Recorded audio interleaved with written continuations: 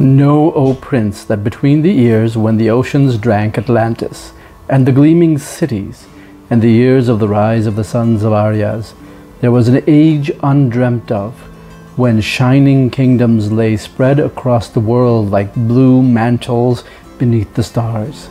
Hither came Conan, the Cimmerian, black-haired, sullen-eyed, sword in hand, a thief, a reaver, a slayer, with gigantic melancholies and gigantic mirth, to tread the jewel thrones of the earth under his sandaled feet.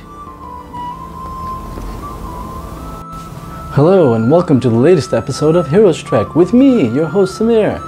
It's so nice to see you. By Crom, it's nice to see you. You'll see that's a big hint for later on about the book that we're reviewing. But before we get to that, hope everything's good, you're safe, and everything is going well for you guys.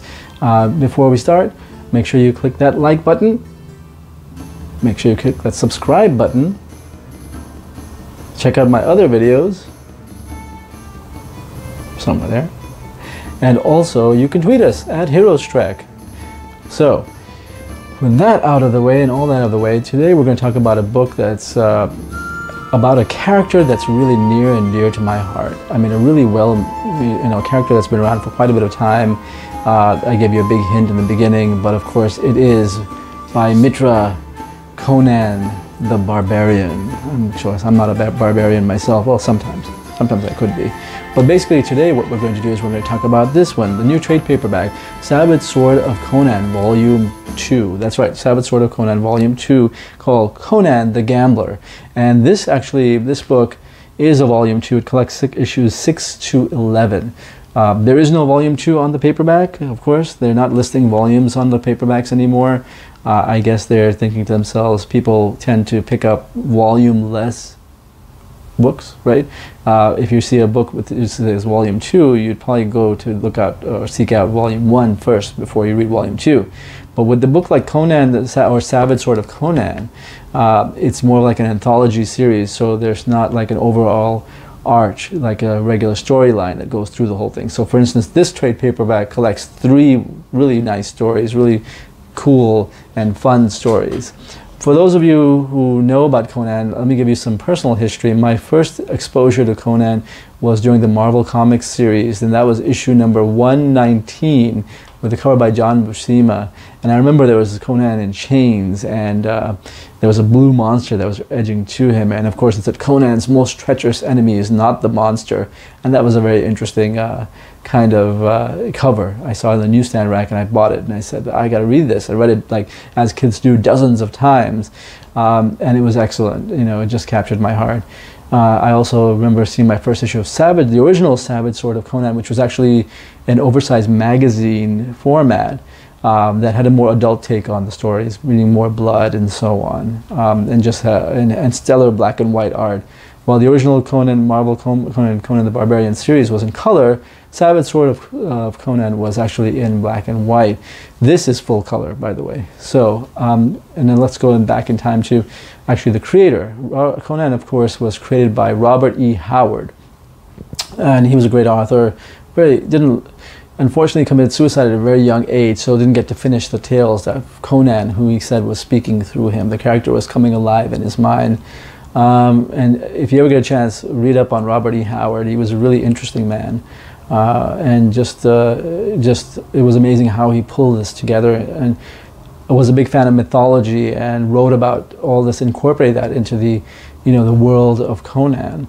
Conan has a very specific timeline as outlined by Robert E. Howard, and of course that begins with Conan leaving Cimmerian, a small village in the north, to make his way to all the different cities because he has this burning desire to learn and see new places and so on. A little really heroic heart inside, right? And he becomes a thief, of course. That's the first section of his life. From the thief, he actually, in the middle part of his life, becomes a pirate, and he's known as Umra. And then, of course, he has other adventures in the Himelian Mountains with the Afghulis and so on. Finally winding up to be king of Aquilonia, and that becomes King Conan. So these stories that take place in SAVAGE Sword of Conan take place in the earlier part of his career, earlier to middle, I would say, part of his career. It covers, again, issues 6 to 11. The first story is a single issue one and done by Meredith Finch, written by Meredith Finch, who's the wife of superstar artist David Finch. And then it is art by Luke Ross, who's done many, many comic books, a very good artist. Been around for a long time, but perhaps doesn't have the same name recognition as others do, but solid artist. Then the second story is the story that gives the paperback its name. That's called Conan the Gambler. That's written by Jim Zub. Jim Zub's written some amazing books, but if you get a chance, check out Wayward. I'm going to probably do a review of that. There are 3 oversized hardcovers that tell the complete tale story. And if you like manga or anime and even the X-Men and you want a mixture of all that blended together along with Japanese mythology, really incorporating the storyline, Wayward is the book for you, and that's by Jim Zub.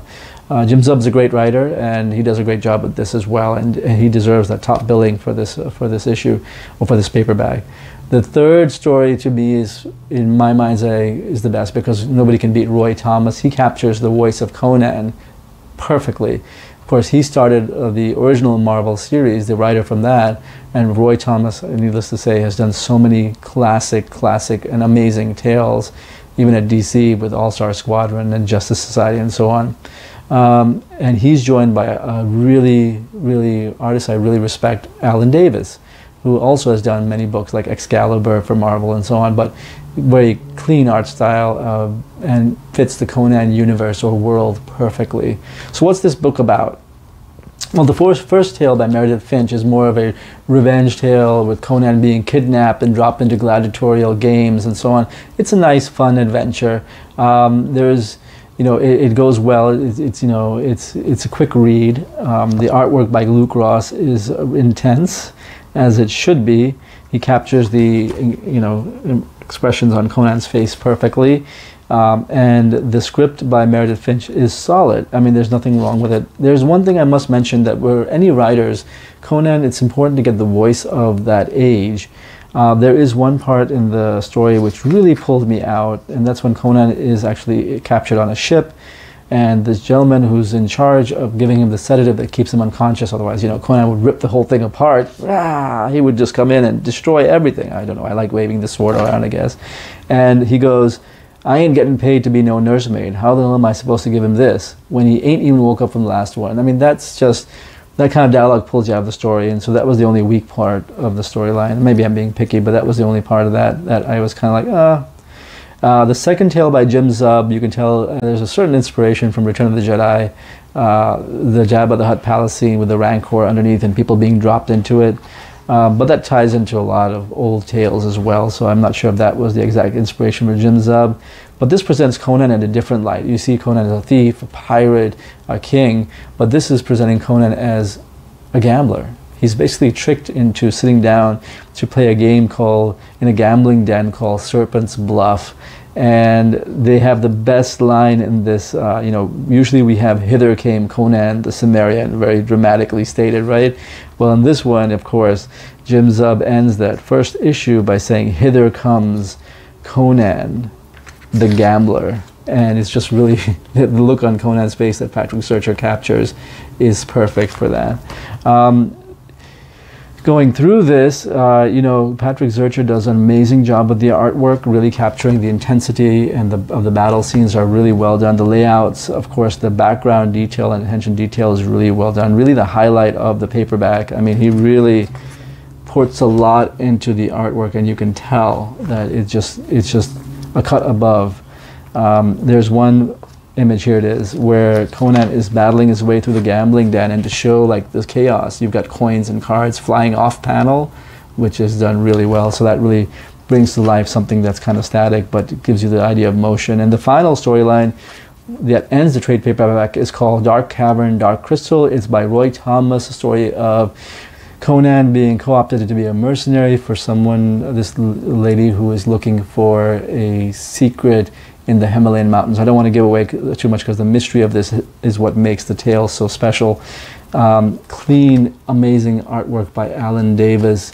Roy Thomas captures the dialogue solid from beginning to end. It's just got that timeless, classic flavor, and just a really great storyline that Roy Thomas has pulled together. that really, you know, focuses on, it has everything from swords and sorcery to mythology to you know, magical or monstrous beasts, which is what we love about Conan, right?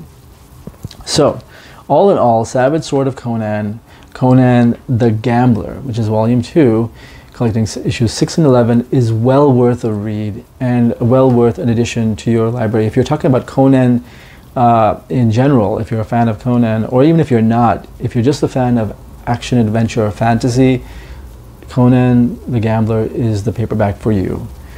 Well, that's it for me this time. I give it, you know, a Hero's Trek thumbs up for sure. I will talk to you guys soon. In the meantime, don't forget to hit that like button, subscribe, right? Or you can tweet us at Hero's Trek up there.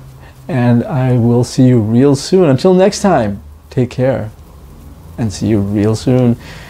And of course, leave a comment. Talk to you soon. Bye.